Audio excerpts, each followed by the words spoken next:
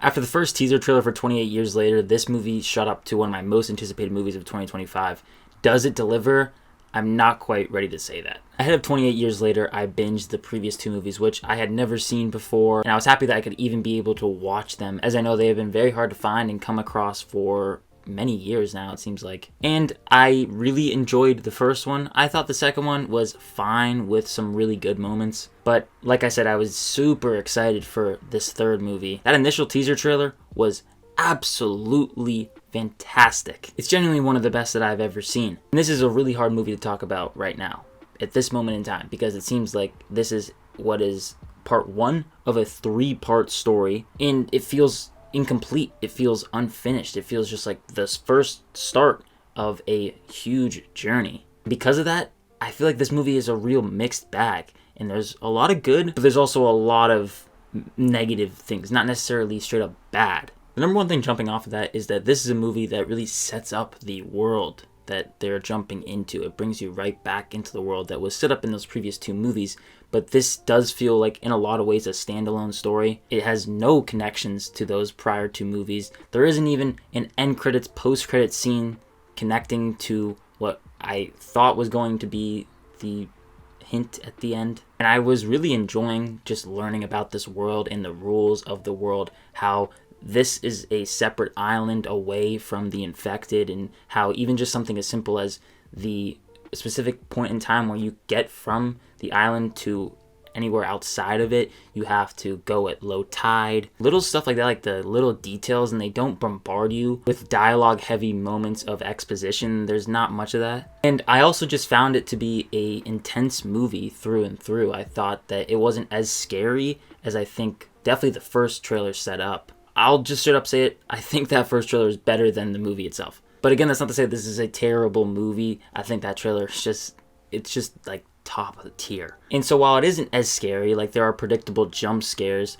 but what really is part of the intensity was just how gruesome, honestly, this movie was. There is a part of the infected species that is this superhuman being almost that can like rip out your spine, and that's kind of like what it's like finisher is, if you will, and it is absolutely just gross. And everything with that superhuman, I was like, damn, like this is, I'm terrified. And speaking of the infected, the sound design and music choices, all of those things just collaborate into what really helps build this intense atmosphere. Specifically the noises that the infected make, it gets underneath their skin, and they use pretty interesting music choices. It's not something that I would go necessarily like, this would work in a movie set revolving around zombies, but I liked what they did with it. It was very tasteful. Similar to the previous two 28 movies, or I don't even know what the hell you want to call this trilogy. Anyways, similar to those movies though, they are a zombie movie on the outside, but on the inside,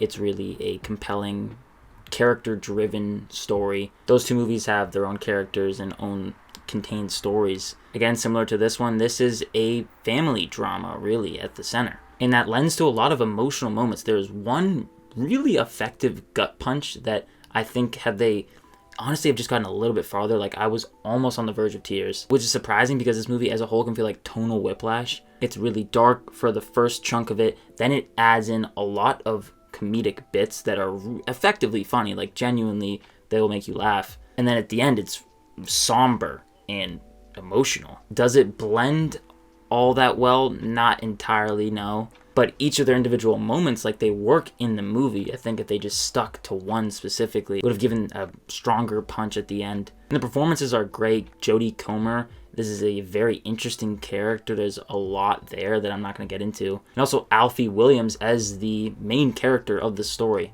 As a whole, the cast is great. And also Ralph Fiennes, I thought he was awesome. Probably the standout of the movie for me in terms of the performances. I just thought I just thought I would like hang out with this guy. He just seems like really cool. But focusing more on the bigger negative issues, the first thing is the editing, which can be really jarring at times. It has like quick, fast cuts. And this is a weird comparison. I feel like it kind of felt like I was watching a video game sequence, like a cutscene at times.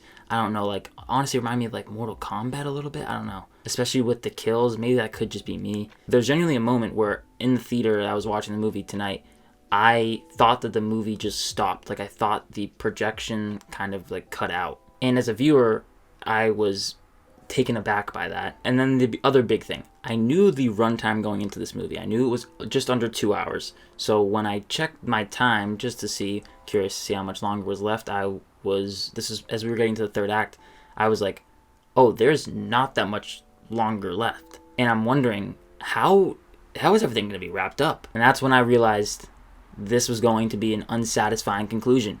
And it was an unsatisfying conclusion. There are a lot of loose threads, which I'm sure will be paid off later on, and I'll probably come back to this and be like, yeah, I really like the setup here. But it's like, damn, there are some stuff here that it just feels unfinished. Obviously, there is going to be some sort of payoff in sequel movies, but I feel like a part one really has to stand on its own. And then the ending itself, like the final very few moments, they are bizarre. Like, head-scratchingly bad. What are we doing? I would have just gotten rid of it entirely. Maybe what it's setting up in the sequel will work. I don't think it's going to happen, though. It felt like it was parodying itself. I think this movie needed to be longer, honestly. Maybe 2.5 hours. Like, I was not opposed to a longer movie. I didn't really feel the length, but when I checked the time, just out of curiosity to see how far into the movie we were, I was really worried that this movie was going to leave me unsatisfied, and it did. But again, that's not to say this is a bad movie. Like, there are really good parts about it. It's definitely just a mixed bag. It's hard to not let the conclusion overshadow my experience with it. Coming out of the movie, I was really like, oh, this is frustrating. There's a lot of good setup.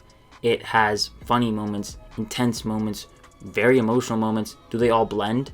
No. It really creates an interesting story and the world building on top of it with gruesome, infected moments and chilling sound design, so there are intense moments here. And I was invested in the family drama, but honestly it just feels like a bit of a mess. I'm gonna give 28 Years Later a B-, and I would recommend streaming this one.